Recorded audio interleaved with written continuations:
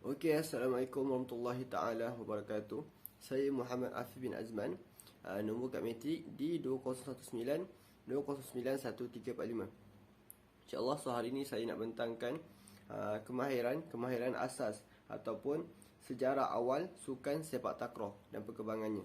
So, seperti yang kita tahu, sepak takraw ni merupakan sukan masyarakat Asia Tenggara. Dia merupakan sukan yang mengikut buku sejarah Melayu ada dicatatkan sejenis permainan yang menggunakan bola rotan dimainkan pada zaman Kesultanan Melayu Melaka oleh Bendahara Paduka, iaitu Tun Besar. Permainan itu disebut sebagai sepak raga. Dulu permainan disebut sebagai sepak raga. Dan demikian itu, sepak raga juga berasal pada negara Malaysia. Nampak ni? So kat sini lah nak bagi tahu sukan dulu dinamakan sebagai bola sepak raga, tapi sekarang dinamakan sebagai sepak takraw. Okey, itu antara sedikit lah untuk sejarah. Dan yang kedua, permainan sepak takraw ni juga boleh digunakan mengikut pada menggunakan anggota badan, peha, bahu, belakang dan apa saja anggota badan kecuali tangan. Kalau guna tangan dia akan batal lah kan. Dan yang ketiga, cara permainan adalah sepak takraw ni, permainan ni adalah dalam 6 orang. Alright. So itu adalah poin yang pertama. Okey, seterusnya adalah peraturan dan undang-undang permainan. Okey, so seperti yang kita tahu, peraturan dan undang-undang permainan dalam sepak takraw ni, bilangan pemain adalah seramai 3 orang pada setiap regu. Dia ada seorang feeder, ada seorang tekong dan seorang killer. 3 orang ni mesti ada dalam satu game lah, satu regu. And then setiap kiraan mata kemenangan ni dikira dalam 21 mata pada setiap set lah. Dikira sebagai 21 mata pada setiap set. Andai kata kalau kedudukan mata itu 20-20, gunaan mata shilling 25 dijalankan. Kemenangan ditentukan dengan perbezaan 2 mata sehingga mata ke 25. Tu antara sedikit lah untuk mata lah, untuk pengiraan mata.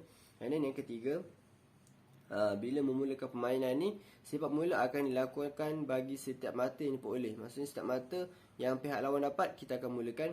And then mata akan diperoleh bila bola dimatikan di gelanggang lawan. Okey, bila kita matikan bola di gelanggang lawan, kita dapat mata. And then seterusnya, saya nak sharekan apa dia kesalahan-kesalahan dalam sepak takraw. Okey, so kesalahan-kesalahan dalam sepak takraw adalah antaranya yang pertama adalah melanggar jaring dan tiang. Bila kita langgar jaring dan tiang, dia akan jadi batal lah. And then yang kedua, kita menggunakan tangan. Bila kita main sepak takraw gunakan tangan, akan batal. And then yang ketiga, mengawal bola lebih daripada 3 sentuhan. Maksudnya bola daripada pihak lawan tu kita boleh ambil dengan 3 sentuhan. 3 sentuhan. Kalau lebih daripada 3 sentuhan, dia kira batal.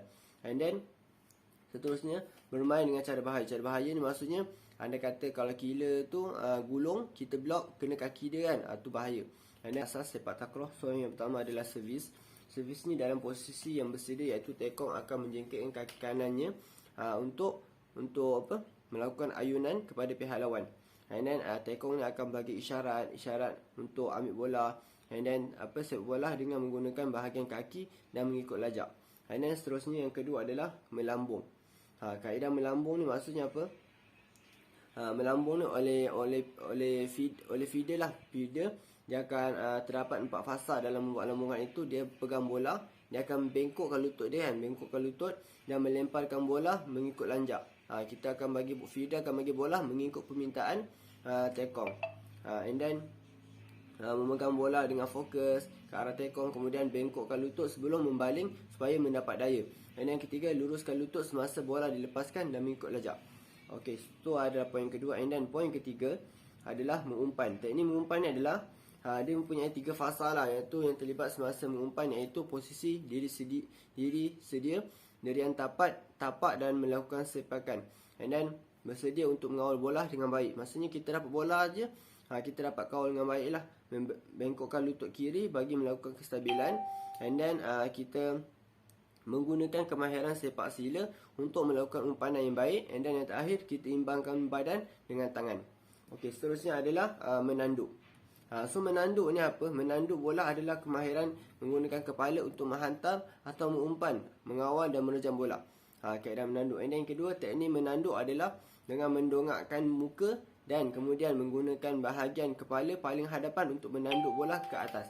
Dan yang ketiga, cara bertanduk mestilah jikalau tidak, kepala akan merasa sakit. Cara tanduk kena betul. Kalau salah, kepala akan sakit. Dan yang kelima adalah kaedah merejam. Merejam ni ada banyak jenis sebenarnya yang boleh dilakukan seperti rejaman gunting, rejaman sis, rejaman menapak dan rejaman gulung. Tu biasanya rejaman yang ada dalam sepak takraw ni. Kemudian yang kedua, untuk menguasai kemahiran rejaman ni, pemain haruslah mempunyai flexibility atau kuasa, ketangkasan, kekuatan yang tinggi dan lompatan yang tinggi untuk menghasilkan rejaman yang padu.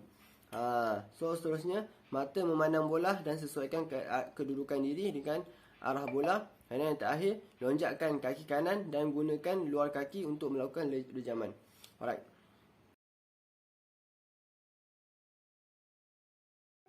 Okey, seterusnya saya nak kongsikan kategori dan peringkat pertandingan yang ada dalam permainan sepak takraw. So, jenis-jenis pertandingan yang ada adalah yang pertama, antara pasukan peringkat umur yang 12 tahun dan ke bawah, iaitu kategori lelaki. Dan yang kedua, antara regu peringkat umur 12 tahun dan ke bawah adalah kategori lelaki. Kemudian yang ketiga, bulatan peringkat umur 12 tahun dan ke bawah adalah kategori lelaki. So dalam pertandingan sepak takraw ni ada kategori-kategori lah. Kategori sekolah rendah, sekolah menengah. Kemudian hadiah pun ada kategori dari segi johan, naib johan dengan yang ketiga yang tempat ketiga lah ada johan, naib johan dan ketiga dan keempat. So rasanya setakat itulah perkongsian saya daripada tentang sepak takraw.